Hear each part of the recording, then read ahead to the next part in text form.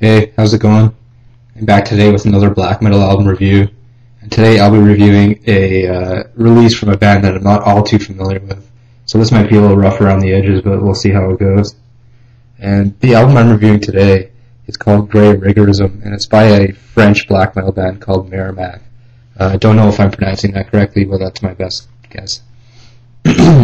Now, this was sort of an impulse buy for me for a number of reasons. Now, the first thing that's interesting is that this is French black metal. I'd never heard of any French black metal before purchasing this album. Most of the black metal I'm familiar with is from like Norway and Finland and around that area of the world. And I thought this was a good opportunity for me to try something a little different, to sample, different style of music to at least some extent. And I'd seen this band around online, and I actually saw this in a local record store, bought it for about $20 Canadian, which is, it's an alright price for a black metal album, I guess. So yeah, that's basically the story behind me owning this album. There are a number of good things about this album that I do enjoy, and there's also quite a number of things I don't enjoy about this album. And that's just my opinion. I'll get into those points momentarily. Now, in terms of the good, what is good about this release? Some of the best parts of this release are the technical drumming and the technical, sort of musical parts written on this record. Now, you can tell that the instrumentals are very well constructed from a certain perspective when you listen to the songs carefully enough. The drummer obviously knows how to play his kit very well, and the interplay between the guitars is well done when the songwriting is at its peak, at the higher points of the album. With that said, I'd like to talk about a few of the things I didn't like here. Now, one of the things that didn't really do it for me is the vocals. I found the vocals were a little too standard black metal fare. There wasn't enough variety there. Now, with this said, there are a couple of tracks where they actually do throw in some sort of clean spoken vocals from a number of different artists. Now, those were all fine and good, but the problem in those cases is that the background music at that point in time in those tracks wasn't diverse enough to really accentuate that vocal work, which was, at least decent. Not that I understand it, it's mostly in French, in terms of the spoken parts, but, I sort of like the idea they were playing with that, but the problem is that the music just didn't back it up well enough. And that's one of the other main gripes I have with this album, is that the writing just could have been a lot better, a lot more diverse. There are parts, like I mentioned, where the interplay between the instruments, the guitar work, the drumming, it has some very high peaks on this album, but it has some very, very, weak parts as well, in my opinion. Sometimes it feels like they're just trying to, thrash away without too much thought of songwriting here.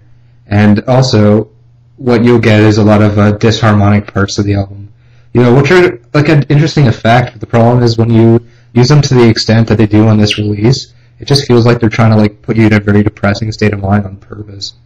So honestly, what you'll sort of feel after the first listen to this release is that, you're waiting for a really good song to happen, and it may or may not, depending on your point of view, and then you'll kind of feel depressed after listening to this record for a number of reasons.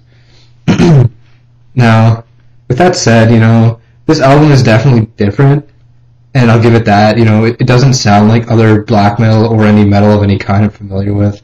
It almost feels like it takes sort of artistic elements from other genres, like maybe stuff like funeral doom and doom metal, because this is a very depressing listen in terms of the vocals, the lyrics, and just the general tone to the music.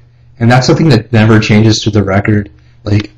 First time listening to this, I was expecting some sort of sigh of relief or some interlude to get you breathing again after listening to a couple of tracks of this, but it never happens on this release. Even the interlude songs keep that same depressing background noise and that general vibe to it, which I think is a bit disappointing from a certain point of view here.